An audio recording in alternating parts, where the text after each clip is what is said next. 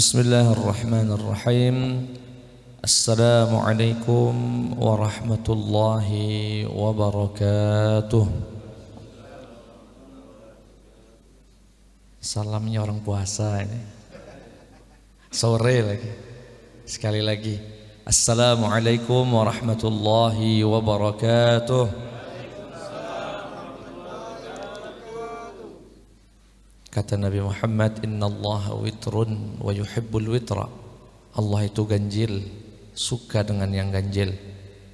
Izinkan saya untuk mengganjilkan salam saya. Assalamualaikum warahmatullahi wabarakatuh. Alhamdulillah, wassalatu wassalamu ala sayyidina Rasulillah wa ala alihi wa sahbihi wa mawalah wattaba'a hudah, amma ba'd. Jamaah salat asar yang dimuliakan oleh Allah Subhanahu wa taala, alhamdulillah di sore hari ini jadwal yang cukup mendadak ya. Kita bisa berkumpul insyaallah dalam naungan ridha Allah Subhanahu wa taala. Amin ya rabbal alamin. Salawat beriring salam tercurahkan kepada junjungan suri tauladan baginda Muhammad sallallahu alaihi wasallam, Nabi yang bersabda, inna min khairi ayyamikum yawmal jumu'ati fa'akthirus salata alayya fa inna salatakum ma'rudah. Sesungguhnya hari yang terbaik yang dimiliki umat Nabi Muhammad adalah hari Jumat, maka perbanyaklah salawat kepada Nabi Muhammad di hari ini. Allahumma salli wa sallim wa barik ala nabiyina Muhammad wa ala alihi wa sahbihi wa sallim. Sesungguhnya salawat kalian diperlihatkan, ditampakkan Allah di hadapan baginda Muhammad sallallahu alaihi wasallam. Kemudian para sahabat bertanya, ya Rasulullah, kaifa tu'radu salatuna 'alaika wa qad arimt? Bagaimana salawat kami bisa diperlihatkan di hadapanmu sedangkan engkau telah menjadi tanah di liang kubur? Beliau menjawab, innallaha qad harrama 'alal ardi an ta'kula ajsadal anbiya. Sesungguhnya Allah telah mengharamkan kepada bumi ini untuk memakan jasad-jasad para nabi. Itu artinya insyaallah salawat yang kita baca, yang kita perbanyak pada hari ini akan diperlihatkan Allah di hadapan baginda Muhammad sallallahu alaihi wasallam.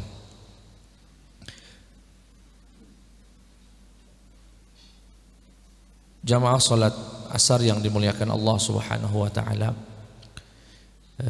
ustadzuna, sahabat kami Ustadz Kusyairi, ini banyak program ya, banyak program sehingga setiap kali saya mengisi di sini temanya beda-beda. Kadang tafsir Quran, kadang sirah nabawiyah, kadang tafsir hadis, pokoknya sesuai permintaan ya. Hari ini dimintanya tafsir Al-Quran, tepatnya dalam surat At-Takatsur. Izinkan saya membaca dulu surat ini agar kita mendapatkan gambaran umum ya dari makna surat At-Takatsur. A'udzu billahi minasy syaithanir rajim. Bismillahirrahmanirrahim.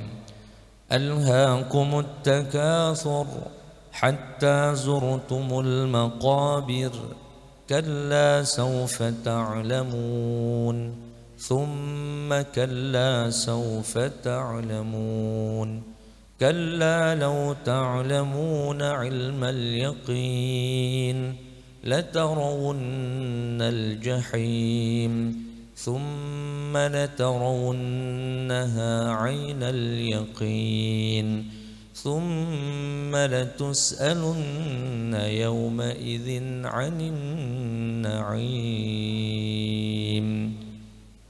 ألهاكم التكاثر. Mengumpulkan harta, memperbanyak dunia telah melalaikan kalian. Alhaakumut takatsur. Kata Allah, at-takatsur yakni memperbanyak dunia. Punya rumah satu pengen punya dua, punya bedeng 10 pengen 20, punya kendaraan 1 pengen 2, terus telah melalaikan kalian. Sampai kapan kelalaian itu menghinggapi orang-orang yang tidak beriman ataupun orang-orang yang lalai? Hatta zurtumul maqabir, sampai kalian menjumpai kuburan, sampai meninggal baru berhenti. Berangan-angan itu berhenti kalau sudah meninggal. Kalla saufa ta'lamun. Kalla ini Bapak Ibu hanya ada pada surat-surat Makkiyah. Nanti kita akan sampaikan ciri surat Makkiyah itu ada kata kallanya, dan dia hanya ada di 15 juz terakhir dari Al-Quran. Kalla saufa ta'lamun. Tidaklah sekali-kali kalian akan tahu akibatnya melalaikan Allah karena mencari dunia tadi. Thumma kalla saufa ta'lamun. Diulang lagi. Kemudian tidaklah sekali-kali kalian akan tahu akibat dari kelalaian kalian. Nyari uang sampai enggak sholat, ngumpulkan harta sampai ngambil hak orang, punya harta tapi untuk bangga-banggaan. Demi harta keluarga kadang putus silaturahim. Karena harta waris enggak kenal lagi siapa adik siapa kakak. Kalla saufa ta'lamun. Akan kalian tahu nanti akibatnya itu semua. Thumma kalla saufa ta'lamun. Dan kemudian sekali-kali tidak sekali-kali kalian pasti akan tahu apa yang akan kalian lihat nanti di akhirat, penyesalan yang luar biasa. Kalla law ta'lamuna ilmal yaqin. Tidaklah sekali-kali andaikan kalian mengetahui itu semua ilmal yaqin. La tarawunnal jahim, dan kalian pasti akan melihat naudzubillah api neraka yang disebut dengan jahim. Thumma la tarawunnaha 'ainal yaqin. Kemudian kalian benar-benar akan melihat Jahannam itu atau jahim itu 'ainal yaqin. Thumma la tus'alunna yawma idzin 'anin na'im. Dan pasti kemudian kalian akan dipertanyakan setiap nikmat yang kalian rasakan. Semuanya akan ditanya oleh Allah Subhanahu wa ta'ala. Sebelum menjelaskan tafsir dari surat ini, ada beberapa muqaddimah yang perlu kami sampaikan. Yang pertama, para ulama itu membagi derajat yakin itu menjadi 3 derajat. Ada yang disebut dengan ilmul yaqin, ada yang disebut dengan ainul yaqin, yang ketiga yang disebut dengan haqqul yaqin. Ada ilmul yaqin. Jadi sekarang ini akan adanya neraka, akan adanya penyesalan di akhirat, bla bla bla. Karena kita belum lihat, ya kita percaya saja itu. Yakin saja. Nah, itu namanya ilmul yaqin. Derajat di atasnya disebut dengan ainul yaqin. Lebih tinggi daripada itu disebut dengan haqqul yaqin. Saya berikan ilustrasi yang disebutkan oleh Al-Imam Ibnul Qayyim Al-Jauziyah. Andaikan ada orang jujur sekali, jarang bohong atau bahkan tidak pernah bohong, memberitahukan informasi, saya punya madu, percaya nggak Pak? Percaya, karena yang ngasih kabar orang jujur. Nah, percayanya Bapak ini disebut dengan ilmul yaqin. Tidak lama kita dibawa masuk rumahnya, diperlihatkan madu itu. Wih, benar-benar ada. Naik derajat yakinnya, disebut dengan ainul yaqin. Tapi masih ada ruang ragu, karena bisa jadi itu bukan madu, tapi minyak goreng yang lagi langka. Mirip warnanya. Kata si fulan tadi, coba Pak sini, dibuka, suruh nyelupkan jarinya, jajal. Manis nian madu. Tambah yakin, ini benar-benar haqqul yaqin. Itu disebut dengan kita ini Pak, neraka, ada ancaman begini, begitu, begini. Karena informasi dari Nabi Muhammad. Dan kita percaya betul, Shadiqul Masduq, yang tidak pernah bohong. Yakin betul. Tapi itu akan terus bertambah. Nanti ketika begitu ditampakkan, dibuka tabir ini, oh itu neraka, itu surga. Saat itulah tambah keyakinan kita menjadi hakul yakin. Tapi ada ungkapan yang menarik, dinukilkan oleh Al-Habib Abdullah bin Alwi Al-Haddad dalam kitab Risalah Mu'awanah. Riwayat dari Sayyidina Ali, kata beliau, "Lau kushifal ghita'u mazdadtu yaqina." Andaikan Allah buka tabir ini sehingga terlihat surga dan neraka, tidak bertambah imanku. Kenapa? Rupanya lah mentok Sayyidina Ali ini iman. Sudah pada puncak keyakinannya. Kalau kita ini masih berubah. Begitu buka tabir, oh ya nih ada surga rupanya. Baru ya. Kalau Sayyidina Ali katanya, "Lau kushifal ghita'", andaikan tabir itu dibuka, enggak nambah yakin. Kenapa? Saya itu surga dan neraka seperti di dua mata saya. Nah, artinya kita ini tidak harus nunggu ninggal dulu baru yakin, hakul yakin itu. Oh kaget baik berarti Pak Ustadz, kami yakinnya itu nanti kalau sudah ninggal. Oh enggak, kita punya contoh-contoh dari sahabat mulia yang keyakinannya sudah sampai hakul yakin. Itu mukaddimah yang pertama, biar kaget istilah-istilah di ayat ini tidak begitu asing. Karena diulang, kalla law ta'lamuna ilmal yaqin la tarawunnal jahim thumma la tarawunnaha 'ainal yaqin, dan seterusnya. Yang kedua, surat ini termasuk dalam kategori surat Makkiyah. Jadi secara umum Bapak Ibu, Al-Quran itu yang 114 surat terbagi menjadi dua kategori. Ada yang disebut dengan surat Makkiyah, ada yang disebut dengan surat Madaniyah. Hanya saja kemudian para ahli tafsir berbeda pendapat terkait standarisasi surat yang disebut Makkiyah dan surat yang disebut Madaniyah. Hampir 35 pendapat, tapi saya sebutkan yang paling kuat menurut mayoritas ulama. Jadi Makkiyah Madaniyah itu bukan dimensi tempat, bukan berarti surat yang turun di Mekah disebut Makkiyah, surat yang turun di Madinah disebut surat Madaniyah. Bukan berkaitan dengan tempat. Karena nanti ada surat yang enggak turun di Mekah, enggak turun di Madinah. Nah, disebut apa? Berarti bukan berkaitan dengan tempat. Juga bukan berkaitan dengan audien yang diajak bicara. Kalau yang diajak bicara orang kafir berarti Makkiyah, kalau yang dibicarakan orang mukmin berarti Madaniyah, enggak. Lalu berkaitan dengan apa Ustaz? Berkaitan dengan periode dakwah Nabi. Jika dakwah Nabi ya, atau surat-surat yang turun sebelum Nabi hijrah ke kota Madinah, berarti ketika beliau tinggal di Mekah, pokoknya sebelum hijrah ke Madinah, seluruh surat yang turun saat itu disebut dengan Makkiyah. Dan surat yang turun setelah Nabi Muhammad hijrah ke Madinah, walaupun turunnya di Mekah, disebut Madaniyah. Walaupun turunnya di Mekah.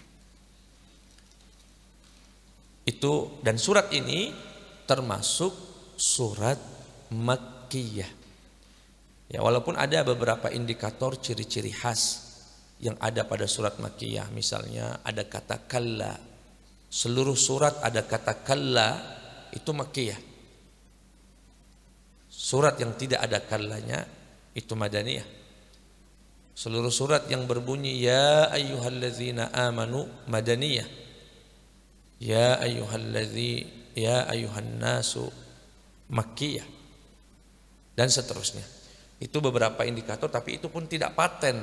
Karena ada juga dalam surat Makkiyah yang berbunyi ya ayyuhalladzina amanu, sebagaimana ada surat yang berbunyi ya ayyuhan nas, dan dia termasuk surat Madaniyah. Baik Bapak Ibu yang dimuliakan Allah Subhanahu wa taala. Sekarang saya akan mencoba untuk menyampaikan tafsiran para ulama terkait surat At-Takatsur. At-Takatsur itu bahasa Arab diambil dari kata katsir, banyak. Takatsur memperbanyak. Diawali dengan firman Allah, Alhaakumut takatsur. Alhaakum at-takatsuru. Maknanya, wahai manusia, kalian telah dilalaikan oleh angan-angan memperbanyak dunia itu. Ya, apa makna lalai di sini? Makna lalai di sini Bapak Ibu, sampai nggak sholat, riba nggak riba lanjut, putus saudara nggak putus saudara nggak ada urusan, yang penting duit tambah. Ini yang disebut dengan alhaakumut takatsur. Tapi kalau dia memperhatikan syariat Allah, dimulai dari hulu sampai dengan hilirnya, mulai dari cara mencarinya dan bagaimana mengalokasikannya, maka itu tidak termasuk alhaakumut takatsur. Cari harta untuk bisa memakmurkan masjid Allah, cari harta untuk bisa bertanggung jawab atas nafkah keluarga, cari harta begitu sholat dia bisa berhenti untuk kemudian melaksanakan sholat, cari harta semangat begitu bertabrakan dengan yang haram berhenti. Itu semua tidak termasuk dari alhaakumut takatsur. Poin yang pertama, masih pada kalimat alhaakumut takatsur.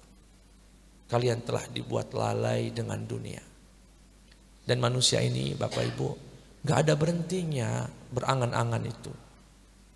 Disebutkan oleh baginda Muhammad sallallahu alaihi wasallam, "Lau kana li bani Adam wadiyani min dhahab aw min malin labtagha thalithan wa la yamla'u jawfa bani Adam illa turab." Andaikan Bani Adam diberikan 2 lembah emas, dia minta yang 3. Dikasih 3, minta 4. Dan tidak akan pernah berhenti dia berharap dan berangan-angan, ya, dia berangan-angan dan mencari itu semua, kecuali perutnya telah penuh dengan tanah alias meninggal dunia, baru berhenti. Alhaakumut takatsur. Sampai kapan berhentinya ya Allah? Hatta zurtumul maqabir. Sampai kalian mendatangi kuburan, sampai meninggal baru berhenti. Barulah berhenti. Memang dunia itu luar biasa Pak. Saya tidak mengaku juga tidak terbuai dengan dunia. Selama manusia ini masih ada unsur kemanusiaannya, maka masih ada nafsu untuk mencari dunia. Tapi setidaknya ayat ini memberikan warning kepada kita, jangan sampai kita dilalaikan. Jangan sampai dilalaikan dengan dunia. Lalu pertanyaan berikutnya, bagaimana agar kita tidak dilalaikan dunia Ustaz? Ya kenali dulu dunia itu apa sih? Dunia itu apa? Dunia itu Pak secara bahasa Arab bentuk perempuan dari kata adna, lawan dari kata ulya. Kebalikannya dunia. Ulya yang tinggi, dunia itu yang rendah. Maksudnya apa? Siapapun yang hatinya ada dunia, dia rendah. Dia rendah jika dunia ada di hatinya. Tapi kalau dunia ada di tangannya, dia tinggi. Tapi kalau ada di hatinya, dia rendah. Itu secara bahasa. Dunia itu maknanya adalah yang sangat rendah. Suatu ketika Nabi Muhammad sallallahu alaihi wasallam melihat bangkai seekor kambing di pinggir jalan. Bangkai kambing, kupingnya kecil kambing itu. Dan orang Arab itu sangat selektif sekali terkait kambing itu Pak, hewan ternak. Kalau hewan ternak itu cacat, dan ciri cacat itu kupingnya kecil, itu artinya pertumbuhannya nggak sehat, nggak bakal mau itu orang Arab. Nah saat itu sudah jadi bangkai, diambillah telinga itu oleh Nabi Muhammad SAW. Adakah yang mau kuberikan ini? Adakah yang mau beli ini? Apa jawaban para sahabat? Gratis saja nggak mau ya Rasulullah. Gratis saja tidak mau. Kemudian Nabi Muhammad berkata, wallah, demi Allah, lad dunya ahwanu alaikum min hadha. Demi Allah, dunia lebih hina dari ini. Lebih hina dari bangkai kambing yang cacat, yang hidup saja orang nggak mau, apalagi mati, bangkai pula. Begitu rendahnya dunia itu, ya, sehingga sampai diperumpamakan oleh Nabi Muhammad SAW lebih hina daripada bangkai kambing tadi. Bapak-bapak yang dimuliakan oleh Allah Subhanahu wa taala. Jadi cara untuk bisa menghindarkan diri kita dari kelalaian mencari dunia, kita harus kenal dunia. Dunia itu apa sih? Tadi, dia lebih hina daripada bangkai kambing. Yang kedua, dunia itu disifati oleh Allah dengan kata ajilah. Jadi Bapak Ibu kalau baca Quran ada kata ajilah, itu maknanya dunia.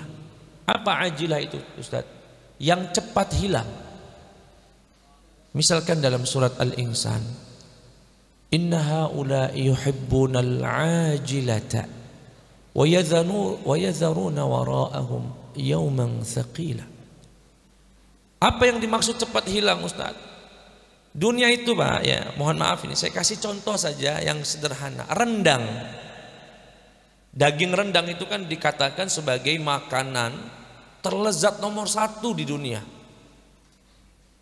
Saya pernah baca rilisan makanan terlezat di dunia, rendang itu masuk dalam nomor 1 dunia. Nikmatnya luar biasa. Apalagi kalau masaknya memang sesuai dengan cara aslinya, ya, sampai berjam-jam itu. Saya mau nanya, Pak, itu nikmat sekali ya.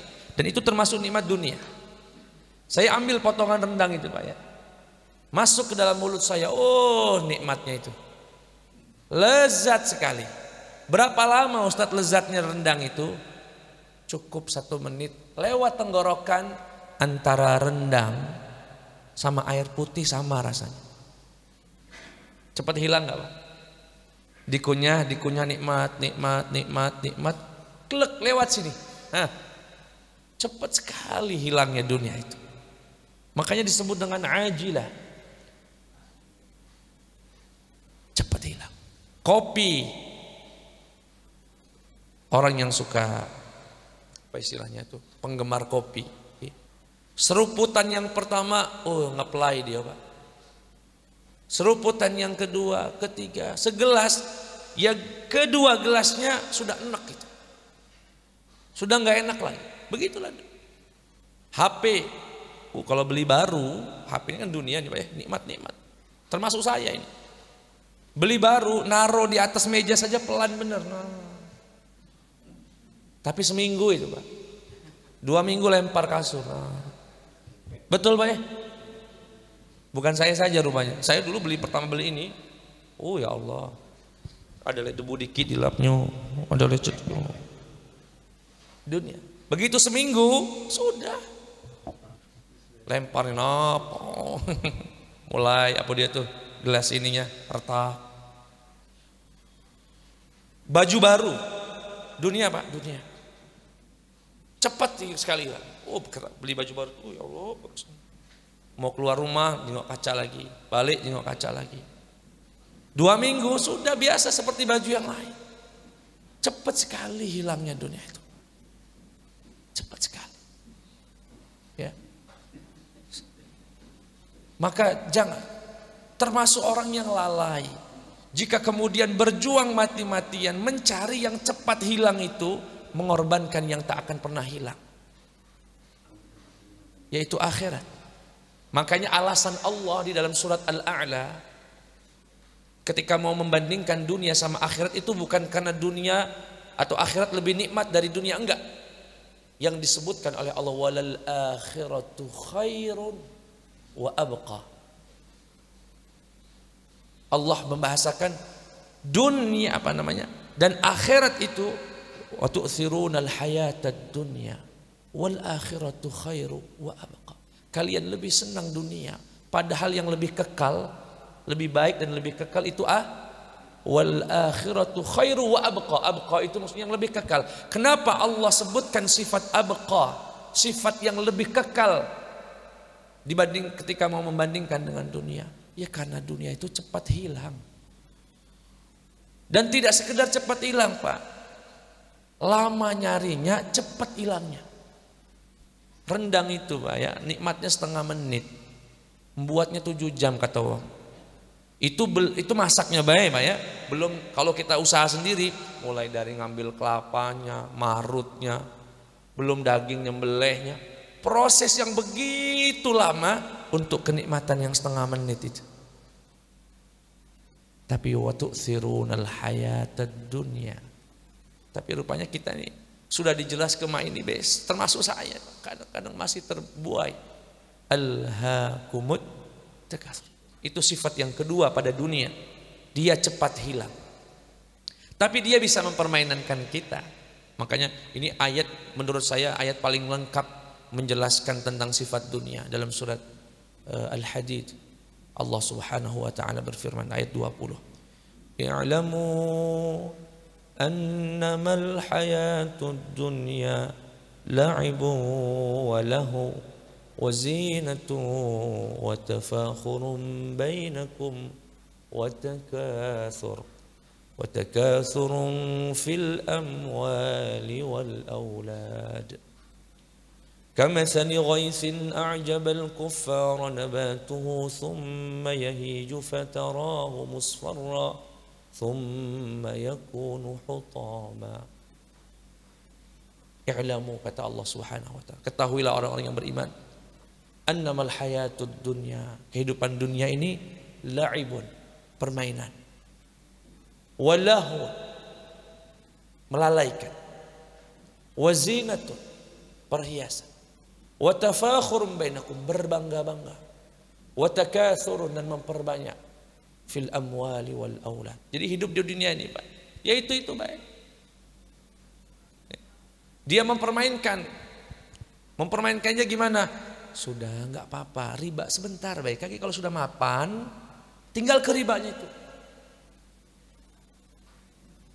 Yang kadang-kadang sampai ini terjadi di masyarakat nih ini. Orang dagang sepi dagangannya, Pak.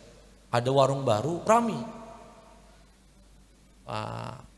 Panas itu, Pak. Batin orang yang tidak punya iman tuh panas, dia jengok dagangan sebelahnya lebih rame. Mulai dia ngomong, padahal masakan aku lebih enak dari dia itu. Nah, datang uang utusan paranormal. Gayanya pelanggan atau pembeli, datang dia. Padahal dia sudah tahu dagangannya sepi, orang di sana rame, di sini sepi, kan terlihat sekali dengan mata itu. Masuk dia ke warung itu, pura-pura makan, kemudian ngomong, ibu, kok dagangan ibu kayaknya sepi sekali. Lagaknya orang bijak. Kalau saya boleh kasih masukan, ibu ini ditutup tabir, ibu. Jadi orang lewat sini tuh nggak bisa ngeliat warung ibu. Oh, yang benar, Pak. Mulai dia kan, lihat warung sebelah itu, Bu. Bisa ramai karena semua orang lihatnya cuma warung itu, warung ibu tuh ketutup. Loh, kok bisa gitu? Ya bisa saja ada yang buat, Bu. Saya gak mau nuduh. Mulai itu hati gelisah, pulang ngadu sama suami, Pak, kata uang warung kita itu ditutup, dihijab. Nah, mulai datang lagi orang itu. Nah, saya ngasih solusi, Bu. Ibu datengin aja orang ini, insya Allah dia bisa buka itu. Mulai kan kedukun. Begitulah dunia itu, Pak, dibuat mainan kita ini. Sudah suudzon itu pasti sama tetangganya tadi. Sudah suudzon, percaya dukun dan sebagainya. Semua karena dunia ini. Annamal hayatud dunya la'ib. Mempermainkan kalian, mempermainkan kita semua. Walahun wazinatun wa tafakhurun bainakum wa takathurun fil amwali wal aulad. Tempatnya berbangga-bangga, oh anak saya itu galo-galonya keluar kuliahnya di luar negeri, enggak mungkin dia kuliah di dalam negeri.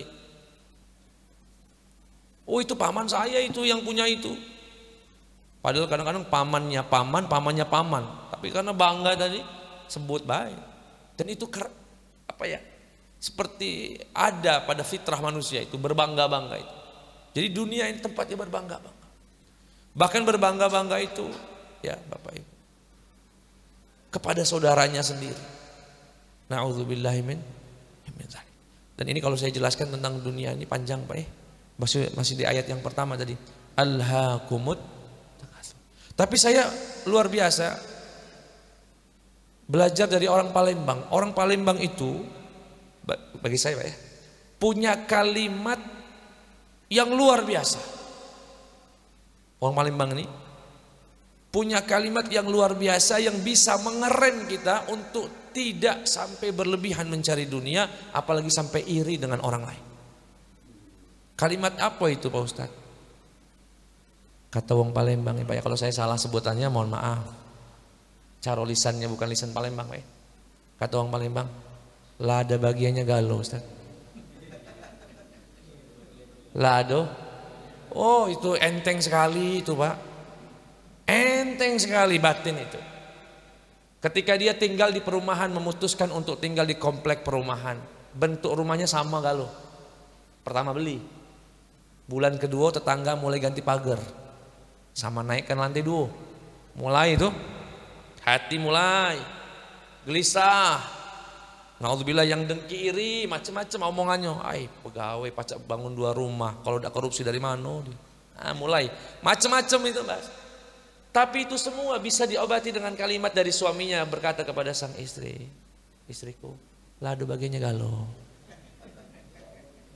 Lado, oh entengnya, entengnya. Uang manas-manasi kita, gimana kamu nih sama-sama PNS, sama-sama dosen tapi kok belum punya ini, belum punya itu, lihat itu. Enteng saja jawabannya. Lado bagiannya galau.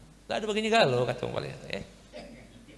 Itu obat Pak. Itu saya nggak tahu, mungkin dulu ulama yang buatnya, yang terus ditanamkan dalam jiwa orang Palembang itu, sehingga dan ini jangan sampai luntur dalam benak, ditanamkan ke anak-anak kita. Nak, usaha yang semaksimal mungkin, tapi batasan halal haram kamu perhatikan, jangan tinggalkan sholat. Kalaupun nanti tidak begitu berhasil, ada adikmu yang lebih berhasil, tetanggamu yang lebih sukses, kenalanmu yang lebih maju, katakan lah aduh bagiannya galau. Betul Pak ya? Insya Allah itu saya rasakan kuat sekali dalam batin itu. Apalagi namanya tinggal di komplek, tinggal di perumahan, apa ya, kemajuan tetangga itu terlihat secara kasat mata setiap hari. Ini mau puasa, mau lebaran nih, ada yang ngecat rumah. Itu kalau hati tidak kuat, istri marah-marah, apa rumah kita nih dari dulu putih bayar rumah, nak katik warna lain. Nah, wong lah ado bagiannya galau. Itu obat dari surat Alhaakumut Takatsur. Hatta zurtumul kalla saufa ta'lamu. Nanti kalian akan tahu nyesalnya di akhirat. Kalau sekarang belum, masih terjenguk enak tulah dunia itu Pak. Pacak pakai mobil, pacak jalan-jalan, pacak ini, pacak itu. Masih terlihat enak, tapi kalla saufa ta'lamu. Kalian akan tahu nanti. Penyesalan kepada orang-orang yang dilalaikan tadi, yang masih mencuri tanah orang. Ini saya karena sering bolak-balik gandus ya, sering kali mendengar informasi tanah ini baru diserobot si fulan macam-macam. Oh ya Allah, dunia ini luar biasa. Warisan juga begitu. Ini baru beberapa bulan lalu ya istilahnya menyelesaikan hitung-hitungan warisan. Ada kenalan lah ya, kenalan. Begitu dikumpulkan, kakak yang paling tua umurnya memang jaraknya jauh sekali. Beliau ini kisaran umur 68, 69 umurnya nih. Adik-adiknya itu ada yang umur 40, ada yang 30 bungsunya itu. Ketika dibagi, kakaknya itu berkata begini kepada saya, dan itu yang ribut, makanya sampai manggil Ustadz itu karena ribut. Kakaknya begini, Pak Ustadz, masa mau dibagi?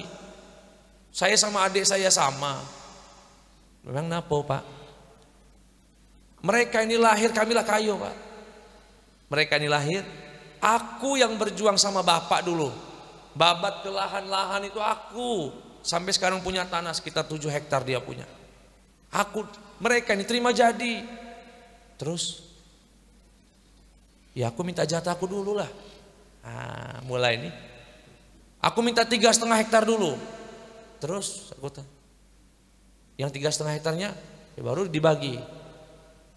Bapak melok juga yang 3,5 yang kedua itu. Lah iyalah warisan aku. Nah bapak ini, oi dunia ini Pak, alhaakumus takatsur. Sampai nggak teguran sama adiknya. Alhaakumut takatsur hatta zurtumul maqabir. Kalla sawfa ta'lamun. Sekarang belum terasa nyesel belum. Begitu ditutup dengan liang lahat dan langkah kaki yang ketujuh sudah tak terdengar, barulah sawfa ta'lamuna kalla law ta'lamuna ilmal yaqin la tarawunnal jahim thumma la tarawunnaha ainal yaqin. Jadi ancaman-ancaman Allah yang sekarang, jangan ambil tanah orang nanti digempit dalam kuburan, nanti begini-begini, itu sebatas informasi. Percaya ahlan wa sahlan, tidak percaya faman syaa falyu'min wa man syaa falyakfur. Yang berkehendak percaya, tidak juga silakan. Ya. Tapi nanti di akhirat begitu melihat neraka, la tarawunnal jahim, pasti melihat neraka.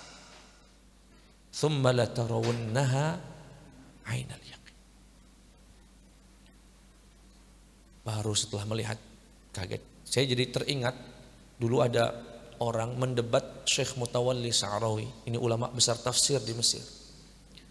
Ditanya, yang nanya ini orang ateis yang nggak percaya begini-begini nih Pak, apa dia neraka itu hayalan megalo itu. Kata orang ateis ini kepada Syekh Sa'rawi, Syekh, bukankah kalian seorang mukmin capek-capek melakukan yang wajib, yang sunnah, menghindarkan diri dari yang haram, yang makruh, gara-gara ingin berharap surga kan? Iya betul, pengen surga. Begini, kalau rupanya setelah kalian mati neraka itu nggak ada, surga itu nggak ada, bohong, bualan galau. Kira-kira nyesel nggak? Kira-kira kecewa nggak? Pertanyaan itu disampaikan seorang yang mulhid, yang tidak percaya kepada Tuhan, apalagi sama neraka dan surga.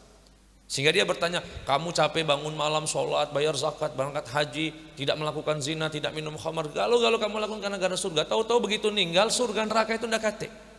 Bualan, apakah kamu akan menyesal? Apa jawaban Syekh Sa'rawi dengan jawaban yang sangat cerdas, tidak terbawa emosi. Beliau katakan, ya kalaupun menyesal, tapi saya tidak ya, walaupun menyesal atau kecewa, tapi saya tidak akan sekecewa Anda jika surga dan neraka itu benar adanya. Walau ya, andai kan misal Pak ya, dan ini nggak mungkin terjadi, iman kita tidak mungkin. Andai kan kita meninggal, rupanya surga neraka ndak kate, ya sudah. Sekarang gantian, ente yang meninggal, begitu meninggal surga neraka ada. Nah mampus kamu, selesai. Sehingga kata beliau, walaupun saya kecewa, tapi kecewanya saya tidak sekecewa Anda jika surga dan neraka itu la tarawunnaha ainal yakin, pasti akan yakin nanti lihat itu apa yang disebut dengan jahim tadi. Nauzubillahi min dzalik. Sebelum saya membaca ayat yang terakhir, tsumma la tus'alunna yauma idzin 'anil na'im, saya ingin memberikan satu sifat tambahan untuk dunia agar tidak terlalu ngoyo Pak. Ya kita kerja, saya juga kerja, Bapak juga kerja, tetap kerja. Tapi begitu haram ya berhenti, stop. Begitu sholat ya kita bisa sholat dulu. Jangan sampai warisan misalnya, kalau sampai ribut sama adik dan kakak, karuan gak dapet dah daripada harus ribut, ambillah. Begitu prinsip seorang mukmin itu, ambillah. Yang penting saudara tidak putus. Itu yang dimaksud tidak alhaakumut takatsur. Sifat yang terakhir agar kita bisa terhindar dari dunia itu. Sambil nanya juga Pak. Dulu Nabi Adam itu tinggal di mana Pak? Di surga. Begitu melakukan kesalahan karena ditipu, dibohongi oleh iblis, dikeluarkannya kemana Pak? Kedua, berarti dunia ini apa Pak? Tempat hukuman berarti dunia. Iya enggak? Nabi Adam berada di surga. Ketika melakukan kesalahan diusir ke dunia. Kalau dunia ini nikmat nggak mungkin. Berarti dunia ini penjara. Dunia ini berarti tempatnya hukuman. Makanya aneh jika ada orang mukmin menjadikan dunia ini tempatnya kenikmatan. Dia ini penjara, dan ini membenarkan hadis baginda Muhammad sallallahu alaihi wasallam, ad-dunya sijnun lil mu'min. Dunia itu penjara bagi orang mukmin. Ya, terbatas gak lo? Dunia kan terbatas. Kalau di akhirat tinggal nyebut baik. Walakum fiha ma tashtahi anfusukum walakum fiha ma tad'un. Tinggal nyebut baik. Datang gak lo rezeki ini yang kita pengen. Kalau dunia ini enggak, pengen apel misalnya. Bukan musimnya, pusing kita nyari, Pak. Susah, seperti orang yang di penjara. Sehingga kita harus sadar dunia ini tempatnya hukumannya Nabi. Yang terakhir, summa latus'alunna yauma idzin 'anil na'im. Kalian nanti di akhirat akan ditanya semua nikmat. Nikmat apa saja akan dipertanyakan. Suatu ketika, suatu malam, baginda Muhammad sallallahu alaihi wasallam keluar karena lapar banget, lapar sekali. Begitu keluar, melihat Sayyidina Abu Bakar wa Umar juga keluar di tengah malam. Kemudian Rasulullah bertanya kepada mereka berdua, ma akhrajakuma as-sa'ah? Ngapain kalian malam-malam begini kok di luar? Ya sudah tengah malam, enggak biasa-biasanya orang keluar jam segitu. Apa jawaban para sahabat? Lapar ya Rasulullah.